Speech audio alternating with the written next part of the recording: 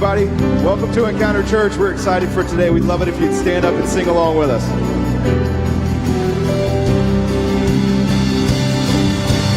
Not gonna wait for the walls to fall, 'cause I know a name that will bring them down.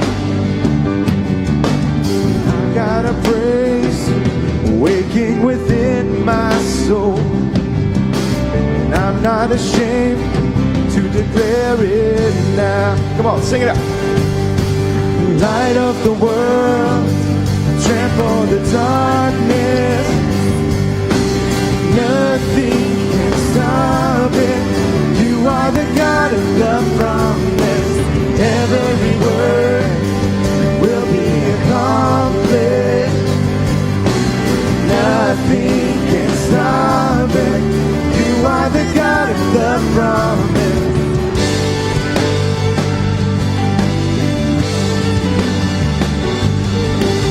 Prepare the way, the King of glory comes. Before his name, every fear must bow. Throw off your chains, Jesus destroyed them all. Up from the grave, he is with us now. Light of the world, trample the darkness. Nothing can stop it. You are the God of the promise. Every word will be accomplished. Nothing can stop it. You are the God of the promise.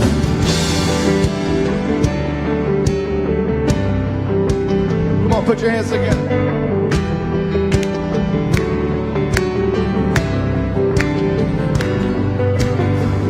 The gates of hell will never stand a chance. Your name prevails, Jesus the great I am. No word will fail, no weapon formed against. Your name prevails, Jesus the great I am. The gates of hell will never stand a chance. Your name prevails, Jesus the great I am. No word will fail, no weapon formed against. Your name prevails, Jesus the great I am.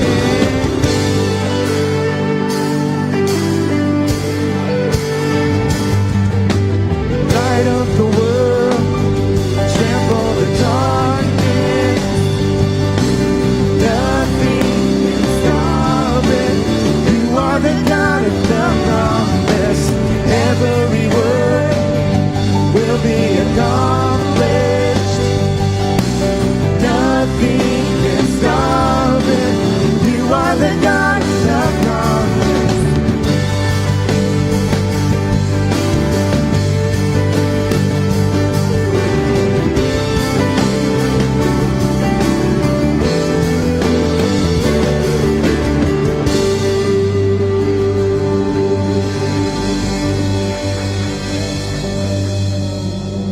Good morning, everyone. Welcome to Encounter Church. Was that a new song to you? That was a new song to me.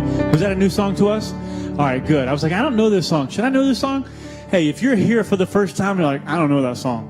Well, the person beside you didn't know that song either. What a great song that you are a God, and our God is a God of a promise, and he makes promises to us. We're glad that you're here. If this is your first time, we'd love for you to take a moment and download our app, encounterchurch.com/app. It's a way that you can engage with us. You can follow along in the message that our pastor will be teaching from here in just a few minutes. You can also tell us how we can pray for you. You can sign up for life groups. There's a lot of different ways that you can learn about who we are and ways that you can also get engaged. We're starting a new series today that we're really excited about. We really do believe that God has great things in store for each and every single one of us. All right, in the next 10 seconds, look at someone around the room and say, glad that you're here.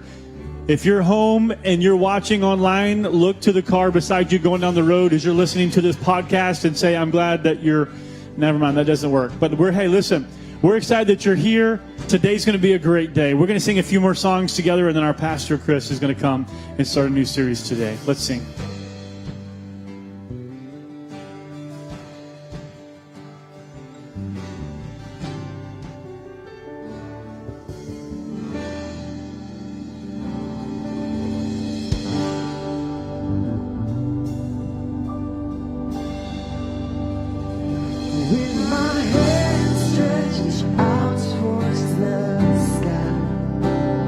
You never let me run dry. When I dive into the depths of you, my heart is made new. Jesus, in you. Can you sing that? When my hands stretch out towards the sky, you will never let me run dry. When I dive into the depths of you, my heart is made new. Jesus, in you. Your love is a flood, and I'm caught in the current of your living waters. It's your love, it's your love. Your presence is a flood, and I'm caught in the wonder. You have taken me over. You have won my heart. Yeah.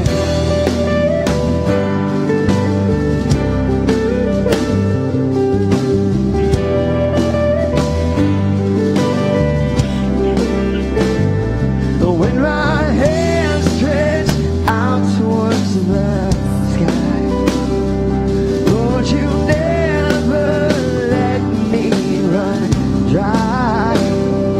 When I dive into the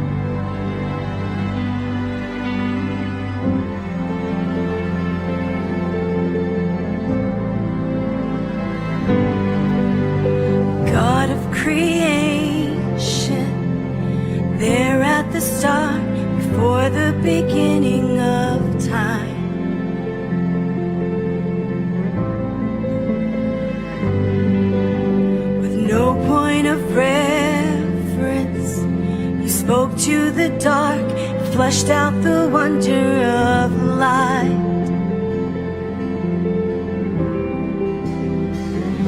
And as you speak, 100 billion galaxies are born.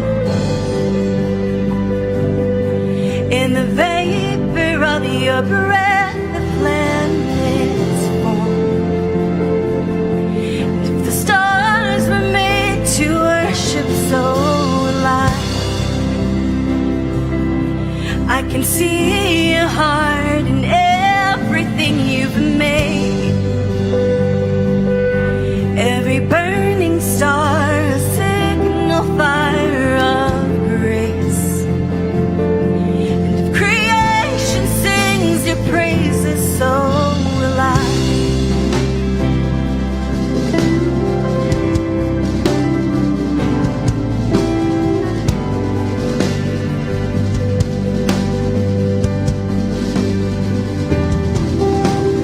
God of your promise, you don't speak in vain, no syllable empty or void.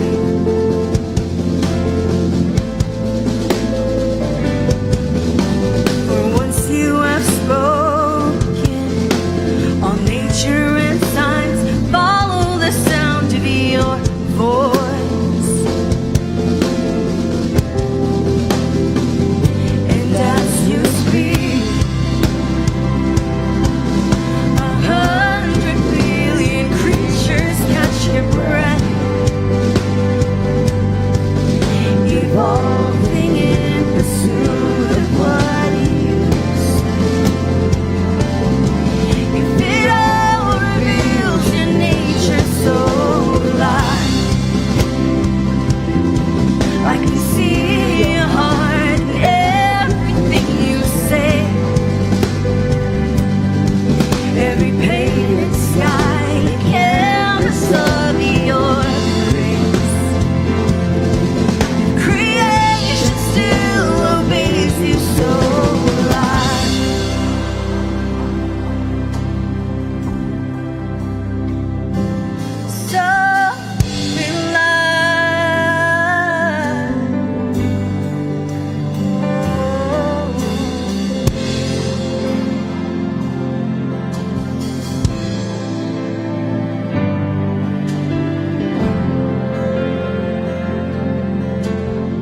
So if the stars were made to worship, so will I. If the mountains bow in reverence, so will I. If the oceans roar your greatness, so will I. For if everything exists to lift you high, so will I. If the wind goes where you send it, so will I. If the rocks cry out in silence, so will I. If the sum of all our praise still falls shine, then we'll sing again 100 billion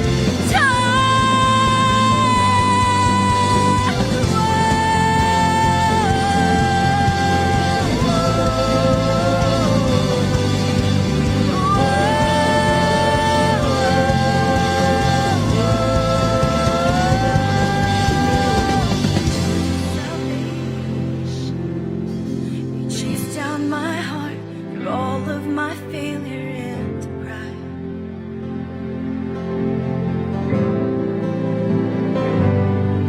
Honor you create the light of the world, abandoned in darkness to die.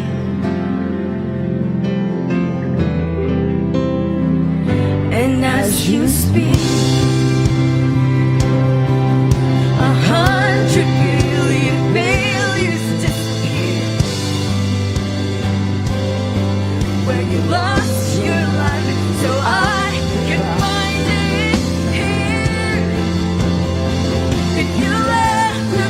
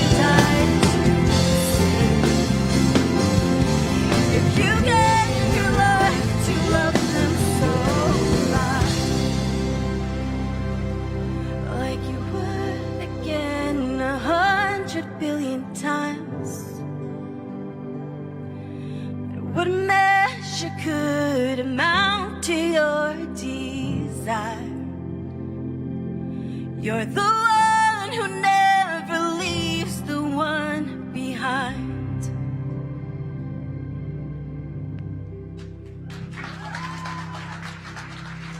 May be seated.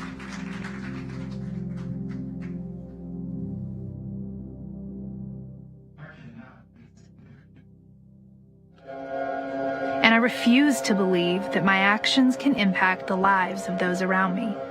I know without a doubt that God has not given me anything to offer. It's foolish to think that what I do with my time and resources matters. I possess something the world needs is a lie. My life is of little consequence. All of this is true unless I allow God to reverse my thinking. My life is of little consequence is a lie. I possess something the world needs. What I do with my time and resources matters. It is foolish to think that God has not given me anything to offer. I know without a doubt that my actions can impact the lives of those around me. And I refuse to believe that I cannot make a significant difference in this world.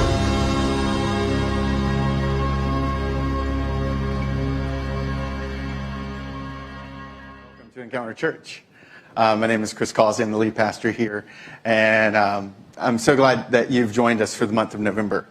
One thing, I cannot believe that 2018 is almost over.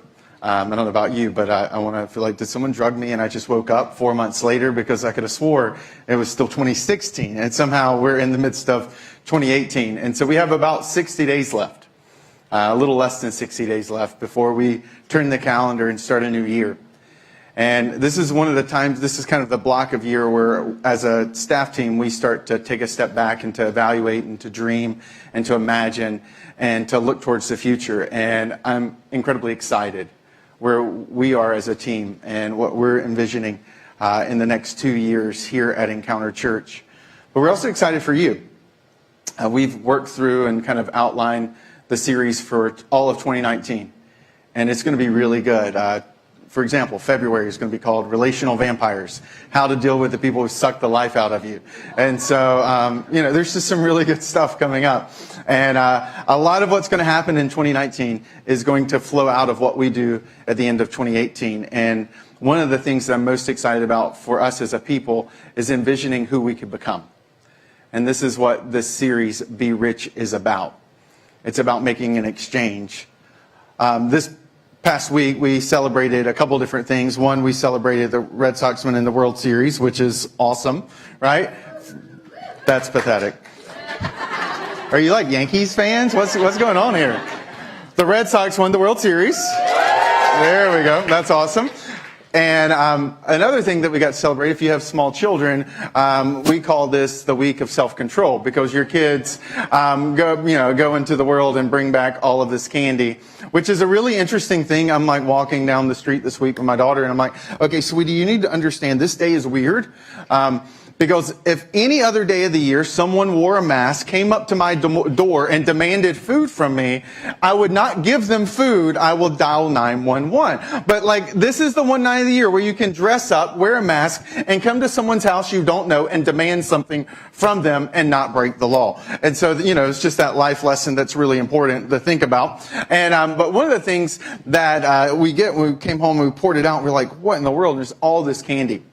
And one of the pieces of candy is this lollipop. And we didn't come to any of your houses, so this is safe. But this is a pomegranate lollipop. I was like, what in the world? Who thought that was a good idea for a 6-year-old or for a 37-year-old to lick, right? And so I was like, this is really weird. And then, my favorite, the bubble gum that tastes really good for 5.7 seconds and then quickly becomes like rubber repair kit for your raft if it has a shotgun size hole on the side. Chew this thing for 3 seconds and then stick it on the side and you're set for at least 3 years, right? And this stuff's ridiculous. I probably still have it inside of me right now from childhood. But this past week in New York City, there was this really incredible machine, almost magical, dare I say, that occurred. And it was in the middle of a park in New York City. There was a machine, and this is a picture of it. It's a Reese's candy converter. So what you do is you would come up, you would put your really bad candy in it, and what would pop out was this. Then you could come and you would put another piece of bad candy and it would pop out this. And I'm like, first of all, I'm like, where have you been my entire life? And two, I'm really glad you haven't been there because it wouldn't work out for me. Husky wouldn't have been something I just was labeled in my early years. It would have continued trajectory forward. Like, this is incredible, right? And this series called Be Rich is about that. The same heart of that machine is that we really want to step in with you. And as a people, imagine in 2019, God doing that in our lives. That we would have an exchange. That we would be able to step in and what he would give us in return, what we would start to see in our lives in return would be far grander and bigger than whatever got put in.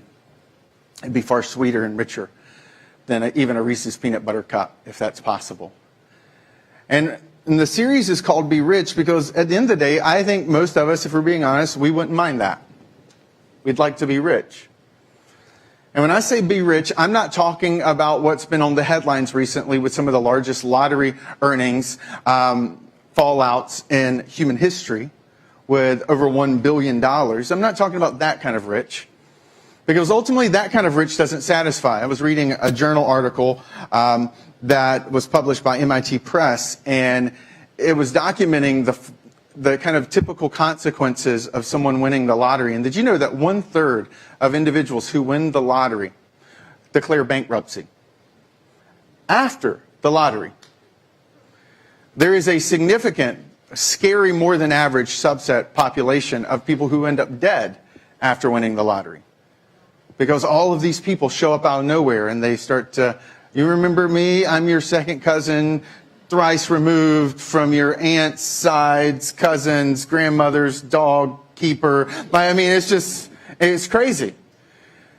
And I'm not talking about that kind of rich. I'm talking about a deeper, richer rich. One that gives us the life that we deep down inside desire. A type of richness that's the focal point of the way one of the most famous authors in the New Testament finishes up his letter. That Paul, who's one of the most famous Christians in Christian history, a guy who's responsible for a majority of the New Testament letters, because the New Testament is a collection of letters that are bound together, that were written less than 2,000 years ago. Paul, the most famous Christian missionary, teacher, preacher, is developing a few young guys who are going to take over when he dies. And one of those individuals is a young man named Timothy. And Paul writes a series of letters. We know there's at least two because in the New Testament we have 1st and 2nd Timothy. He writes at least 2 letters to Timothy, directing Timothy on how to lead a church in the most wealthy and most powerful, one of the most wealthy and powerful cities in the ancient Roman Empire, which is the kind of the empire of the day when the Christian faith begins to grow and spread. And it's to this group of people that Timothy is leading that Paul writes these instructions. One of the most wealthiest, one of the most powerful, influential cities in the Roman Empire. He writes this to Timothy. Timothy, command those who are rich in the present world not to be arrogant nor to put their hope in wealth, which is so uncertain, but to put their hope in God, who richly provides us with everything for our enjoyment. Command them to do good, to be rich in good deeds, to be generous and willing to share. In this way, they will lay up treasures for themselves as a firm foundation for the coming age, so that they may take hold of the life that is truly life. Paul writes this to Timothy because in this city, what's unique to this city that's not as common in other cities throughout the Roman Empire is a lot of wealth and influence. Ephesus, which is the city where Paul is sending this letter to, was a major commercial hub. Rivers intersected with the ocean, which was a natural kind of networking hub for trading and for commerce. But on top of that, this was a tourist destination. The Temple of Diana, which was one of the 7 wonders of the world. Pliny the Elder, who's an ancient Roman historian, if you're into ancient Roman historians, which I imagine is none of you. But if you were, you would know that Pliny the Elder is the one who kind of coins the phrase, the 7 wonders of the world. That's where that comes from, is literature written 2,000 years ago. And Pliny the Elder, who goes around and travels and documents a lot of the early Roman history around this time period, comments of all the modern kind of marvels of the day, what we would call the ancient wonders. that the Temple of Diana was the most impressive of them all. It was about the size of a football field. So if you imagine inside of Gillette Stadium, the entire grass, everything is covered. There are 127 columns. It's the first marble freestanding building in the world in human history. 127 marble columns, 60 feet tall, each one of them, handcrafted and moved to this spot. The ground is shady, sifty, kind of shaky because of the earthquakes in the area. And so they literally landfill and balance all of these beams perfectly. Then they place a roof on top of it of marble. It's incredible. And so the world would come to see this incredible spot, which was a huge source of revenue stream. Also inside this town of Ephesus was an amphitheater that still exists today that could seat 24,000 people. It's just a little bit smaller than Fenway Park. I mean, so here's an ancient city, almost 2,000 years old, and it has the equivalent of a Gillette Stadium and a Fenway. It's a huge commercial hub, academic, trade. Like, this place has cash constantly flowing in.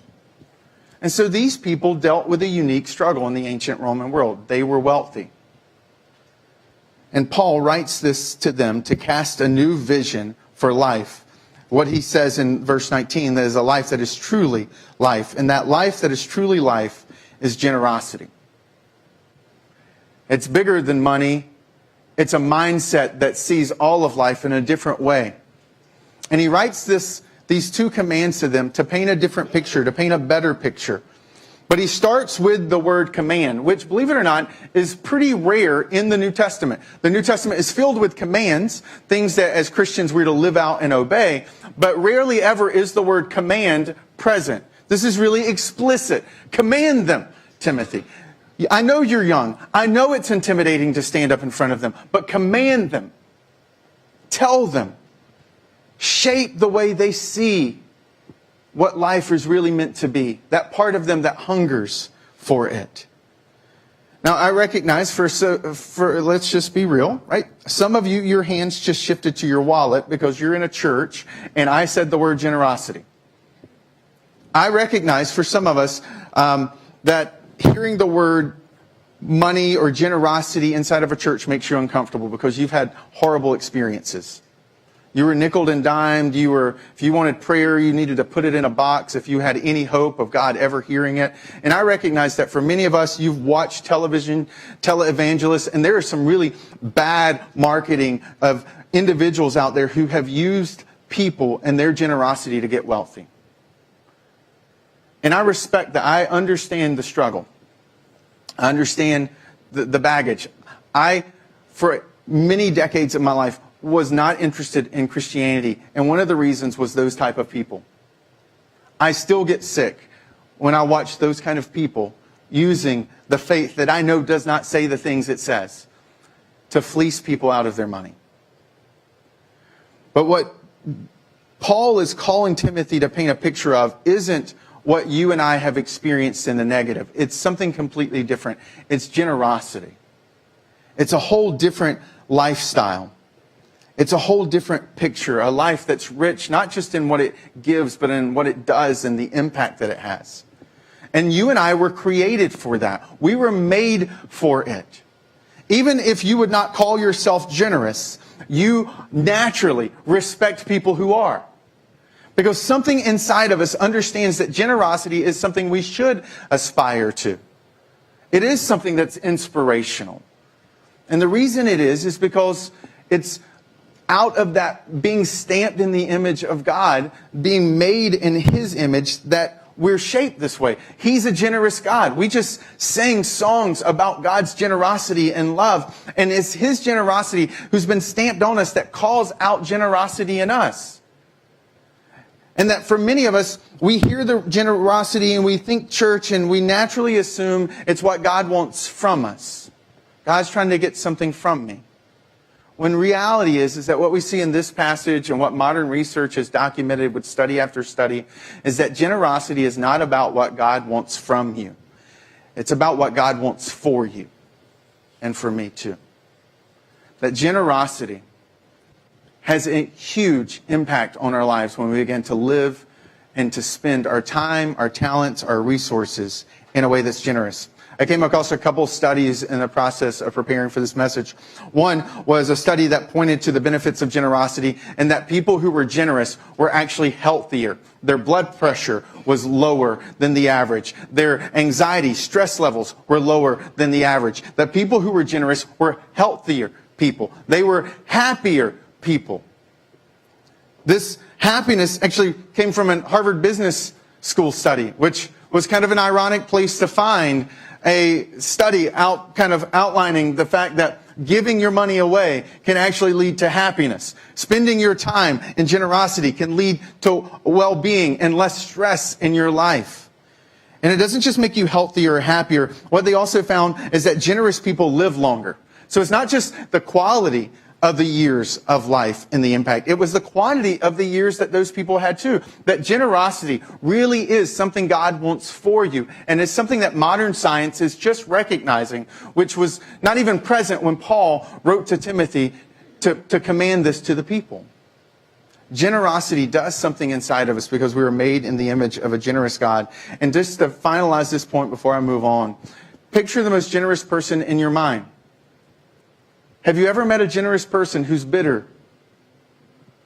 Who walks around with kind of a chip on their shoulder? Have you ever met a generous person consumed about how to pay their next bill? Or their finances? And it's not because they have a lot of money. It's not because they have more time than you.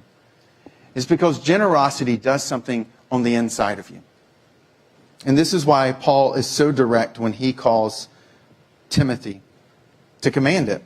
Now, I recognize that for some of us, our maybe second instinct is to say, well, that's good for the rich people in the room, but I'm not rich.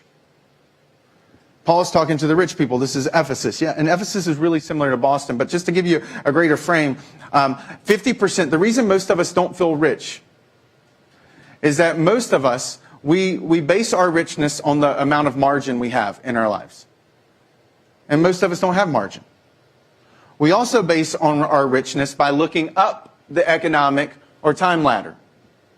We're like, we always can point to someone who has more, who does more, who's got more abilities, who's got more time, who's got more talent, who has more resources, who have bigger businesses. Right? We look up and we just naturally categorize ourselves as poorer than them. But you don't categorize yourself by looking up, you look down. 50% of the world lives on less than $2 a day. $2 a day, 50% of the world. I have traveled to different countries around the world and been in third world countries, and I can tell you that is true. When you walk into what they experience as life every day, you walk out with a different perspective. If you think you're poor, and then you walk into a hut, and there's no running water, there's no electricity, you're like, wait a second, maybe I need to reorient the way I think about this thing. If you make more than $55,000 a year household, you're wealthier than 50% of the wealthiest people in America. 50%. So America is the wealthiest nation on planet Earth. And if you make more than $55,000, you're wealthier than the most wealthy group of people on planet Earth. So what starts to happen is we realize that we all start to fall into that camp of wealth and richness. That none of us can self-select out of what Paul is pressing into here.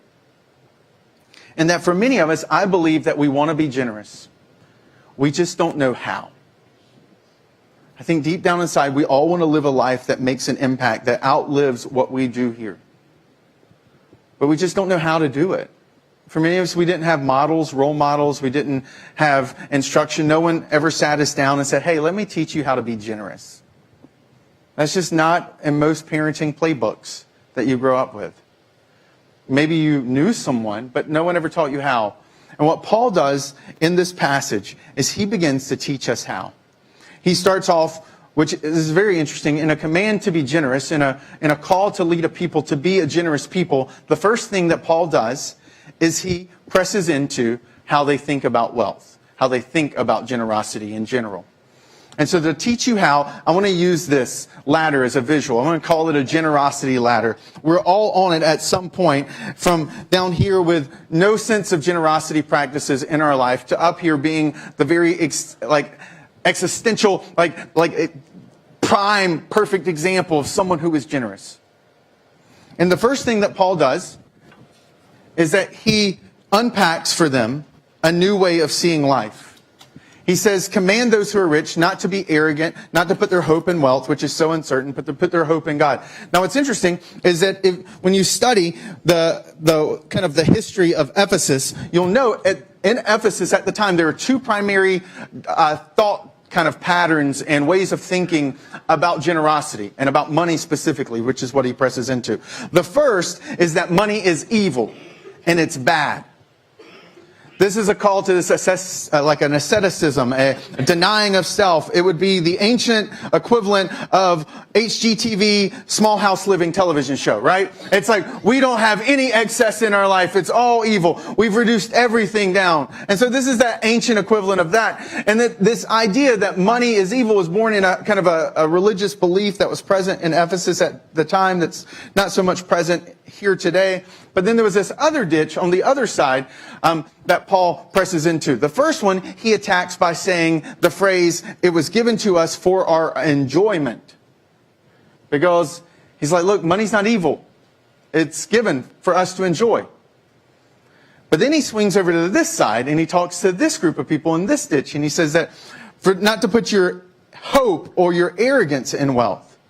He's like, the danger over here is that for many of us, our sense of security is about as strong and as sure as the signature that we can write on a check or on a credit card slip. We equate our security to the power of our signature.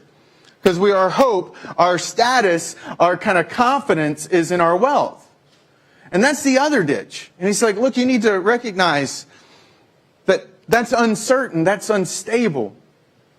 There are a lot of people pre-2008, 2007, who were confident and sure. And then in an instant, that was exposed for what it is. And he says, look, there's two ditches and you have to be aware of them. They're both wrong. They're both bad. Money was given for us to enjoy. It was not given for it to be evil. It's not a place of source and security. He's like, look, money is a nice feature to have in our life, but it makes a horrible foundation for life. And so what does he do? He changes their perspective. He says God gives all things. That the right way of thinking is that God owns everything, God gives everything, and that everything we have came from Him. The breath in our lungs, the talents, the abilities, our IQ, our physical stature, everything about you that you like, you got from Him. None of us set it in our calendar to be born. None of us booked our arrival on planet Earth. None of us determined the abilities that we would be given or the hair or lack of hair that we have. None of us said any of that. God gave it all. He set us up. And that perspective shift of Him owning everything doesn't mean like, well, there's a little bit of time that's God's time. There's a little bit of money that's God's money. There's a little bit of abilities that's God's stuff. And then there's mine. All of it's His. And if you and I are going to start to move towards a life of generosity in our time, with use of our talents and our abilities and our gifts, and with our financial resources, then to move up the ladder, it begins with us making a perspective shift. And seeing ourselves through the lens, avoiding those two ditches, and seeing ourselves through the eyes of heaven.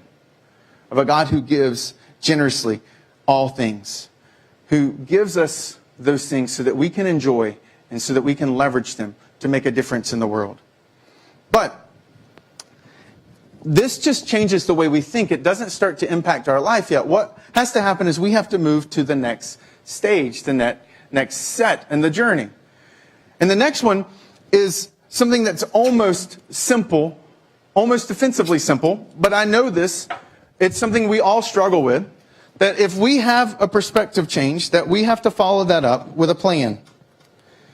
The reason I know that this is something we all struggle with is that 60% of Americans, the majority of Americans, live on or at or above their income. So the average American is spending 100 to 110% of their yearly income on life. That does not mathematically add up in the long run, does it? And it's because many of us, we don't have a plan. The perspective does help, because when you start to see the lens and you start to see life, then it gives you a little bit of a buffer to stop doing what Dave Ramsey says, where he says that we spend money we don't have on things we don't need to impress people we don't like, which is really true. And with that perspective shift, we still need a plan to start to move towards that. John Maxwell said it this way, and I thought this was so good. He says, if we don't tell our money where to go, we'll end up wondering where it went. If you don't tell your money where to go, you will find yourself wondering where it went. I don't care how much money you make. I don't care how much time you have, whether it's in time or money. If you don't tell it where to go, you'll wonder where it went. And that's why a plan is essential. In the time world, we call that plan a calendar. In the world of talents and abilities, we call that life values and how we want to spend them. In the world of finances, we call that a budget. And I don't have time to press into all of that this morning, but one of the things that we've done, because we believe that we should be moving towards life of generosity, because a better life, a life that's truly life, is found there. And so on November 18th, on a Sunday, we have a 2-hour class that is centered on this idea right here. We want to spend 2 hours walking you through how do you develop a financial plan that tells your money where to go instead of you wondering where it went. Because we can't practically be generous people with any of our time, talents, or resources if we don't have a plan that starts to control and to direct it. But once we control and to direct it, we put ourselves in a position to actually start to make a difference. Because out of a plan, we can start to flow the next thing. Remember, Paul, in this passage, he's telling them to be generous, right? To do good, to be involved, to share. Like, he's walking through all these things that need to be doing. Like, here's the plan of the stuff you need to be doing. But he gives them this interesting statement. He makes this phrase, who are rich in the present world. And then he ends with the coming age. He seeks to reorient out of that perspective and out of that plan a new way of seeing life. And it's this idea of prioritizing. And that we have to, once we have a place and a plan, once we have a handle on those things, then we're able to take a step back and say, okay, in light of who I want to be, in light of where I want to go, in light of who I want to become, what are the priorities out of that? How does that flow? How do I begin to move towards that? Which I love. Paul starts this whole thing with a command. He says, command those. Generosity. The most generous person you have in your mind or that you've ever known did not accidentally become generous. They intentionally became generous. Generosity is a decision you make. Generosity is a decision I make. It's not something that someone else makes for me. And that for those people who are moving up that generosity ladder, they begin to prioritize, they begin to choose, they begin to decide what's most important and how are they going to spend their life, their time, their abilities, and their resources to make a difference. This is actually woven into Christian doctrine. This prioritizing, how we use our times, talents, and resources. This is why Paul puts this picture in place. He's like, look, life is more than what we have here. Life is bigger than what we have. It's more than what we own or what we can do or where we live. It's more than all of that. And one of the ways that it practically fleshes out financially for the Christian doctrine system is this kind of, for some people, you probably grew up and you heard the word tithe, but it's this idea of setting aside, prioritizing percentage, like I'm designating for my life, with my time, with my resources, something set apart for God out of response of what He's given me. And the 100%, I'm going to return a percentage of that back to be a part of what He's doing in the world. That frame, that priority is based in Christian doctrine. Now, let me just walk through this because this is why I am so incredible. I like math. I'm a nerd. I sit around thinking about things. And one of the things I remember early in my Christian faith, I was really kind of wrestling with this idea of tithe. Like, what's it about? Why do we do it? What's the impact of it? What is it supposed to look like, because like some of you, I had been sickened by what I saw was people who were using people's generosity in the church to buy nicer clothes, to drive nicer cars, to fly in private jets, and to build bigger houses. And I grew up on less than $20,000 a year. And so I'm like, how does man, that just doesn't jive with me. What about all the like really poor people in the world and all the really brokenness in the world? And so one day I sat down and I said, okay, let's take every single American Christian, every person in America who claims to be a Christian, which is roughly estimated around 279 million people. And let's take those individuals and say, what if they tithe? What if they give a 10% of what they made to the church? Well, the average Christian, like the average gift of Christians in America is 2.5%, not 10%. Okay, but I'm like, okay, let's just say they tithe and they give 10%. What would that turn into? So I started doing the math and realized that if every Christian in America who claimed to be a Christian was giving 10%, which is that, then what would happen is there would be $526,435,725,000 being given every single year to the church. Now, granted, this isn't about building bigger buildings. This isn't about having higher salaries. This is just current church as it is, current buildings, current people, like no new people showing up, no new staff members having to be added. So what that translates into is well over $500 billion in excess funds in the course of a few months. And so then I was like, well, what would that do? So I started looking up all the major problems that we as humans have and the dollar amounts or the estimated dollar amounts tied to those. So is there a problem? If there's a problem that can be solved by money and infrastructure, what would that go? How far would that go every single year? And what I determined is if the church tithe, if every single person in America tithed to the church, then overnight, what we would start to see happen with that, every single person on planet Earth would not go to bed tonight hungry. Because that would be enough money to provide all the basic nutritional needs for the 7 billion plus people on planet Earth. But then that's about 50 billion, 60 billion. We're still hovering right around $500 billion. But, let's tackle the water sanitation problem because that's a significant issue around the world. We can solve that problem too. Let's talk about education and literacy, not just for boys, but for girls who are vastly undereducated worldwide. Well, we take care of that. Every single little boy and girl would have enough resources. There would be enough resources to build the schools and to fund education all the way through secondary for all 7 billion people on planet Earth. But then we have some money left over, so we keep going. Basic health care, including the senseless deaths that are preventable diseases that kill thousands upon thousands of little children all around the world every single day.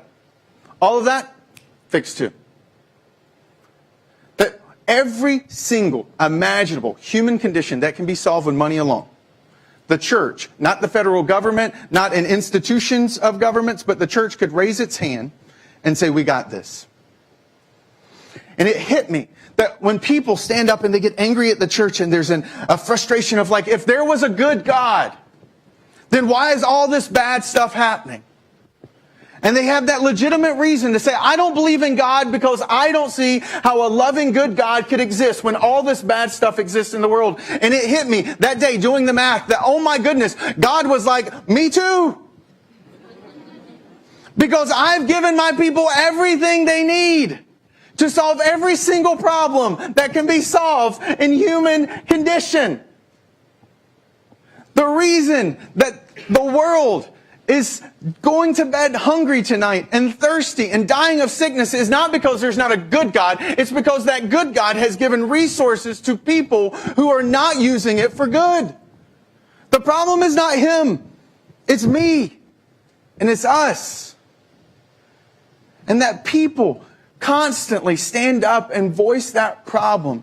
And what it really is a condemnation on the church, not the God who gave the resources to the church. We have been stingy and we have helped. And that for me was a wake-up moment. That was for me a moment to realize, oh my goodness, the church is meant to do more. The church can be more. And I fell in love with the church. And I've been ushered into this place at this church, at Encounter Church. It takes, on average, because I think this is helpful to understand, per person, it takes about $1,500 to $1,800 a year per person to do ministry here. Okay? So you kind of do that math. Every single person who walks through the doors of Encounter Church this year, each one of them will take about $1,500 to $1,800 to do ministry. Coffee, rent, utilities, the lights, the air conditioning that I appreciate when I'm on the stage and I'm sweating, the goldfish for the little children, the orange t-shirts so that we maintain security and instantly recognize someone who's not supposed to be in our kids' areas. Like, you start kind of doing the math, about $1,500 to $1,800 to do all of that. But we're not just a church focused on us. We're a church that has a heart for the neighborhood and the nations. And so we intentionally are cooperating and participate with other churches who give out of what people give to a collective pot to make a difference. So above and beyond what it takes to do ministry here, we do things in our community. We do things like an egg drop, where we do that to create a positive memory and positive association around Easter. We do community events. We give money in benevolence. We help to people who have rent problems, who can't pay for groceries this month. We give them those resources to cover that gap. You don't see that. We don't walk up on stage and say, hey, let me tell you about this person. Will you walk up here today? And we want to talk about your financial needs. But we do that. And that on top of that, we then send money outside of this church, outside of this community. Just one example is that we partner with an agency, a cooperative group of churches have built this organization called Send Relief. And that we cooperate together, and through all the shared generosity, we are able to do extraordinary things. Send Relief is the third largest relief organization in America. When the Red Cross shows up and they serve food, the reason they're able to serve food is because you and we collectively as a group of churches are the ones who built, provided, and resourced the mobile kitchens that feed those people. This year, those mobile kitchens have fed 3 million people in the wake of natural disasters here and beyond. Puerto Rico, and just in Puerto Rico alone, we've been able to send and ship mobile kitchens. So a place when the federal government could not get water and food to them, we were shipping in mobile kitchens to feed and to clothe and to engage tens of thousands of people every single day. In the aftermath in North Carolina and South Carolina, we've fed, I think, 1.1 million people. We've done flood cleanup. We've washed over 30,000 laundry loads in our mobile laundry facilities that Send Relief provides. We have multiple ministry centers that come out of this cooperation that are scattered around America, as diverse from New York City, inner city ministries, to a ministry city, a minister center in Appalachia, which is one of the poorest, most under-resourced areas in our nation. A place that none of us would ever go. We have an ability to make a difference there, in a place where to live there means you have a more than 55% greater chance of dying of a drug overdose. Extreme poverty, people who don't have running water or lights still exist in America in this region. And we have a ministry center that we help to support there. New Orleans this summer, we have a ministry center there because I-10 is one of the major, the FBI identified Interstate 10 as one of the primary trafficking interstates in the nation. And we have a ministry center in New Orleans. This past summer, we had 2 different girls who were rescued out of human trafficking, who have been now reunited with their families that they had been torn apart from. There are kids all around this nation who go home with backpacks full of food, who are able to be clothed, places and spaces you didn't even know existed, because we cooperate.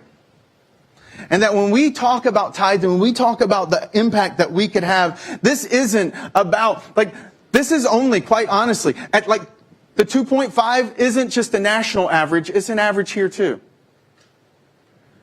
And that when I talk about that 10%, the impact, if we started to step beyond what we currently give, it's not I get a bigger salary, it's not we get a bigger building, it's we do more in our community. We do more of what I've just said to you. We're able to engage and to continue to develop and create environments for kids here, there, and everywhere. We can do more. That's why I'm passionate about this. Is because I go to bed at night envisioning that and recognizing I am part of one of the most powerful forces on planet Earth, something God himself created to be a force for good here in our neighborhood and into the nations. And you didn't ask this, but let me be very clear to you because I think it's helpful to know. My salary is not a portion of what gets given on Sunday. That's not where my salary comes from. My salary gets set by a board of outside pastors who I have no influence and sway over, who collectively determine my salary and the salary of Jason Hodges, our executive pastor. So if tomorrow you triple, you step it up to the 10-time level that we're talking about, my salary does not change. I keep driving my 2003 Buick LeSabre. I keep getting waved at by all the sweet ladies in the Dedham Westwood area. I'm going to still walk up with my Target clothes, right? Like, reality is that this isn't about me. This isn't about this church having more money. This is about us being a part of the mission and the movement of God to be a force for good in our neighborhood and into the nations. Because there are people who are going to bed tonight hungry and dying of diseases that I believe God has put in our hands resources to cooperate collectively to make a difference and impact their lives.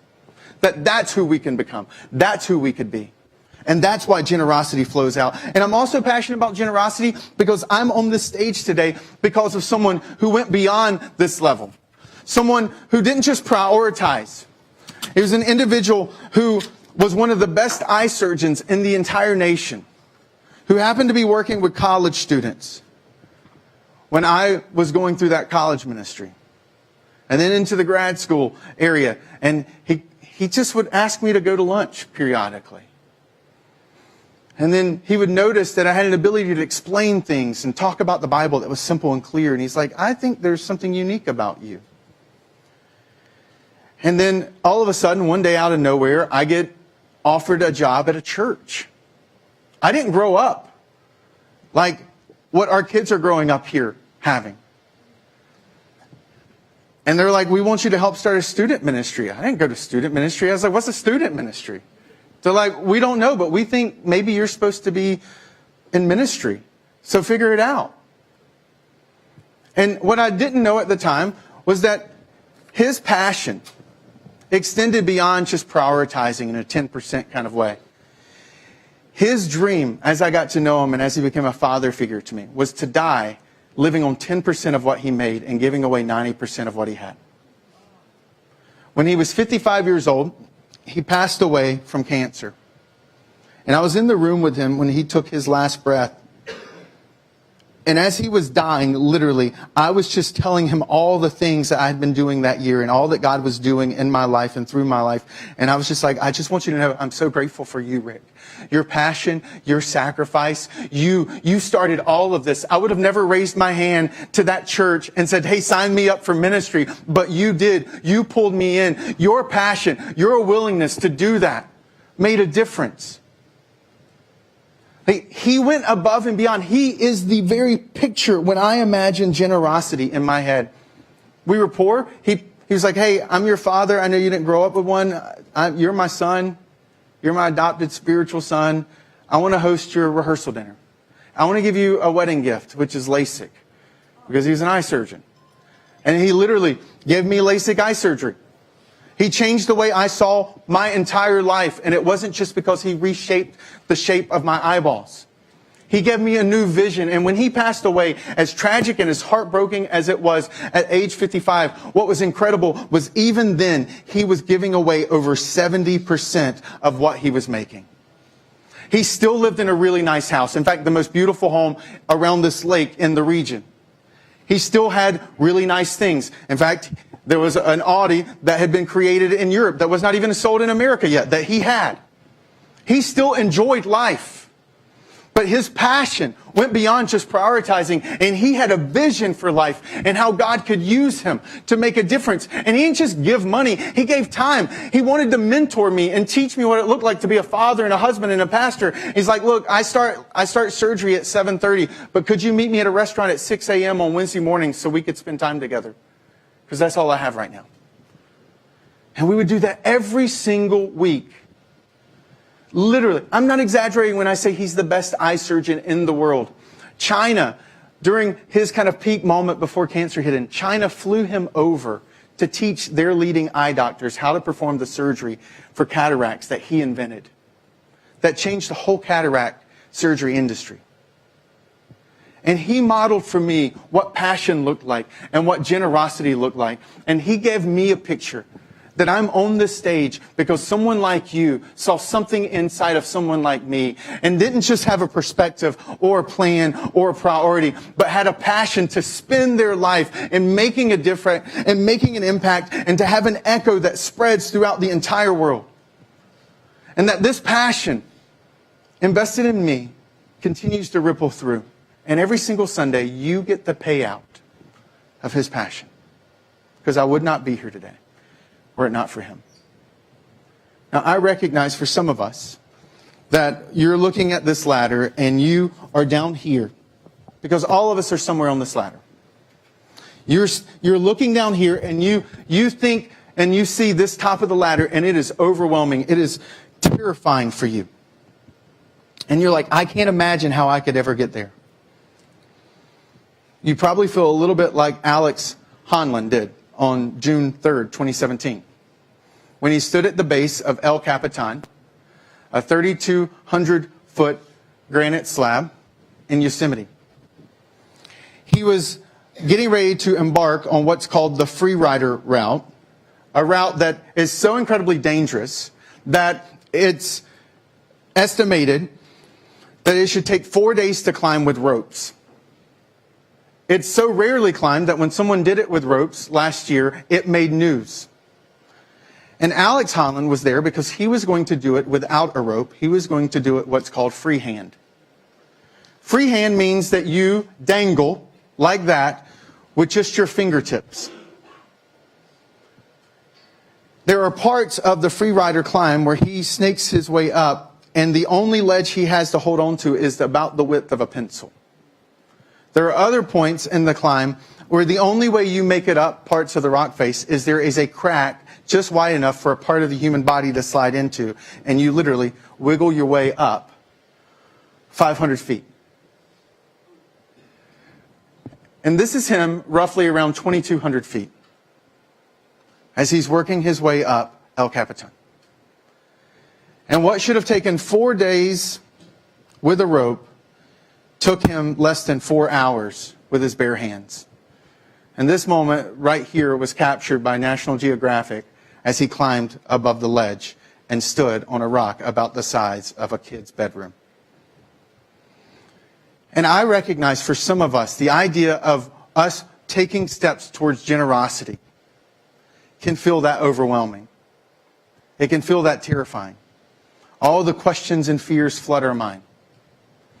But I believe that our journey towards generosity is exactly the same that Alex's journey was up against El Capitan. It's 1 inch and step at a time. Just 1 step at a time. And this is my challenge to you. The entire month we're talking about generosity. Not just financially, but with our lives as a whole. Of becoming people who are known for what we do for, not what we take from those who are around us in our lives. And I would encourage you, as we start this journey this month, in a month that is going to end with sales and all these consuming time restraints of things we got to buy and stuff we've got to get, for us to take a step back at the beginning of this month and to say, God, before I'm obsessed with getting my cart full, I want to start taking steps towards being grateful and generous in my life. And so today, my encouragement for you is to take a step. Maybe this is where you are. For you, just to do this. Show up February 18th to take that step. And maybe some of you have a plan, but you've never thought about generosity. You've never thought about how to use your resources and where to spend your your time, your talents, and your financial resources. For you to take a step and to start to prioritize. And for you to imagine how God could use your financial resources. Imagine how God could use your times and abilities. We have world solutions sitting in this room right now. And it just begins with us taking a step. And for some of you, and I recognize this may be rare, but for some of you, is to become a Dr. Milne. And to take that step of becoming someone whose vision and vantage point for life is bigger, greater, bolder than maybe those people who are sitting around you right now. And that you would take this step and start to live out of that place of passion, out of that pursuit of being someone whose life is marked by what they give and by what they do, not what they take from those around them. And that in the end, that if we're willing to do this, that we can all start to take the steps to be rich. Let's pray. Jesus, thank you. Thank you for your word. Thank you for your vision for our lives. That's so much bigger and bolder than what we would ever imagine. God, thank you that you see in us potential. And that there are lives waiting to be changed because we take steps today in generosity. May you do for us in our own hearts, in our own lives, in our own minds. May you give a vision for us the way you gave Alex that vision when he stood on top of El Capitan. May you give us a picture of what our lives could look like, the impact our lives could have through the way that we spend our lives. And God, we're humbled that we get to be a part of this church, that this is a get to, not a got to. And that your generosity stepped into this world, lived the perfect life, and that your generosity paved the way for grace. That your generosity today extends to us, that no matter where we are and what we've done, that we can receive that grace. That we no longer have to be marked by guilt and condemnation and shame. That we can experience freedom. So God, breathe in us. Move in us. Give us the courage to take steps today and to make a difference in everything that we say and do. And it's in your name I pray. Amen. We're going to close out today with a song that's really meant to inspire a little bit of vision for our own personal lives. It's a song called Oceans that some of you have heard before. If you're new to Encounter Church, it's a really powerful song that's born out of that moment when Peter decided to step out of the boat and to walk on water because of Jesus' call. And in some ways, the call of generosity, a call to follow God in any area of our lives can be a terrifying step. And Oceans is a song that just calls out to God, God, help me. Help me to see my life for how it could be. Help me to have the courage to take the step for what it should be. God, I want to be that husband. I want to be that father. I want to be that individual whose life makes a mark, who leaves a legacy, who makes a difference. And I need you to help me take that step today. And this song is meant to stir within us, I hope, a bigger vision for who we could be as a church. And that as I encourage you to take that step, for some of us financially, that's a step that we can take. We do that every single week here. If you were to ask me where I am on the generosity ladder, I'm at the passion place. In fact, every single person who works at Encounter Church, okay, we're all living at the passion place. We give way beyond 10% of our resources. Because we work here? No. Because we get to. Because of how God has demonstrated His love for us. So what Dr. Milne modeled for me is a heartbeat that all of us within this team follow. And the way that we do that regularly is this moment. And there are 3 different ways that we give at Encounter Church. We have this moment where people are walking around with a basket. For those who call Encounter Church home, that's one of the ways you can do it. You may be like our family. We use the app or the website, encounterchurch.com/give, like they both go to the same place. And for some of us, we use that as our regular act of giving. And for some of you, because I know that you do this, that you take this step and you've automated your giving. because this is a priority for you. And that everything that we get to do every single week is because you have been generous. And I want to say thank you. We are part of God doing incredible things in and around this community and to the world because of generosity. So I want to invite you to stand. Our band's going to lead us out in the song. And use this moment to say, God, where am I? God, give me the courage to take that next step. Help me to envision my life stepping out into new places and new spaces. In Jesus' name.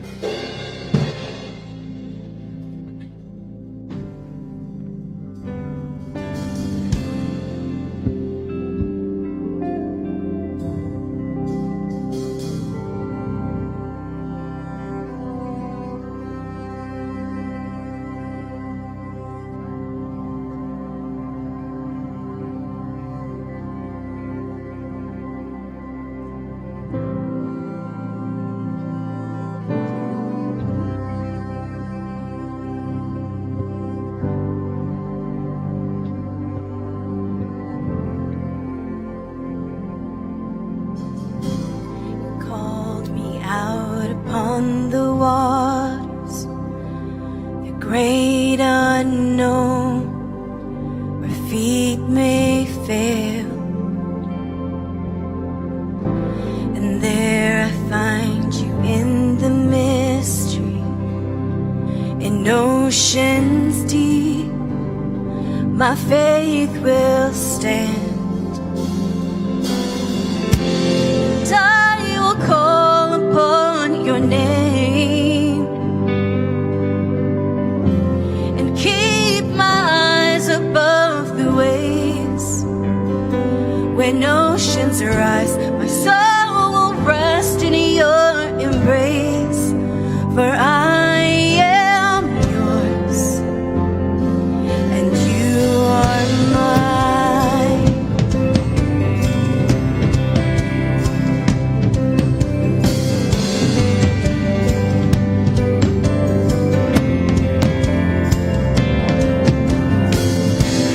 Grace down some deepest waters, your sovereign hand will be my guide.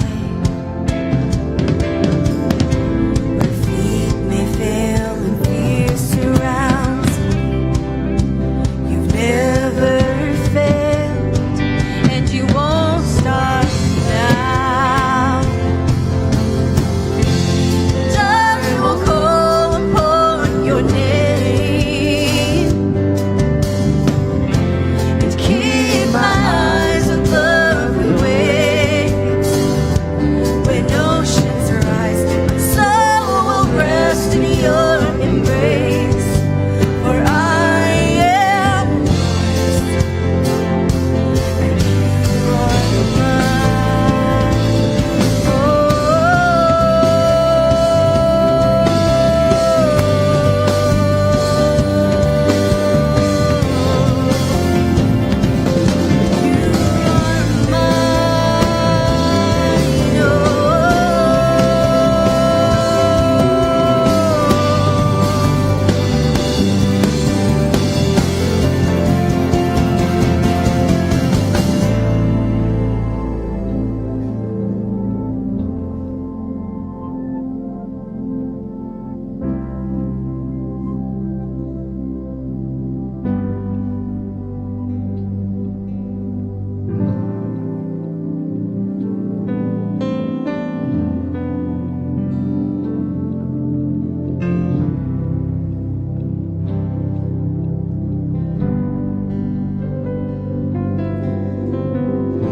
Spirit, lead me where my trust is without borders. Let me walk upon the waters wherever you would call me. Take me deeper than my feet could ever want, and my faith would be made strong in the presence of my Savior. Spirit, lead me where my trust is without borders. Let me walk wherever you would call me.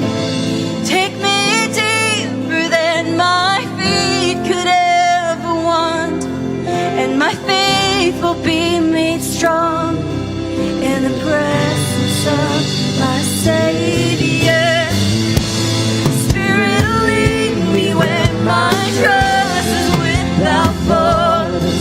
Let me walk upon the waters wherever you would call me. Take me deeper than my feet could ever want, and my faith will be made strong in the presence of my Savior. Spirit, lead me where my trust is without borders. Let me walk upon the waters wherever you would call me. Oh, take me deeper than my feet could ever want, and my faith will be made strong in the presence of my Savior. Spirit, lead me where my trust is without borders. Let me walk upon the waters wherever you would call me.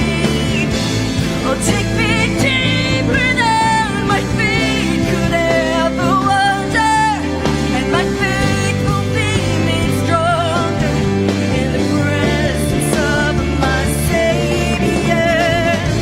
Oh, Spirit, lead me where my trust is without borders. Let me walk upon the waters wherever you would call me. Oh, take me deeper than my feet could ever wander. My faith would be made strong in the presence of my Savior.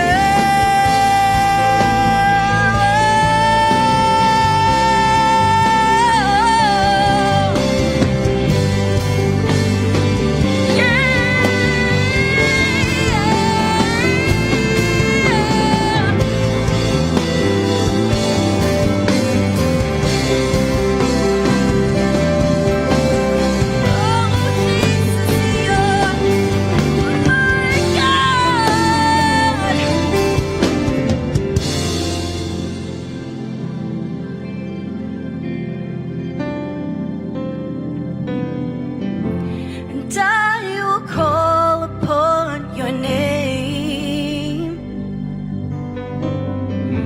to keep my eyes above the waves. My soul will rest in your embrace, for I am yours, and you are mine.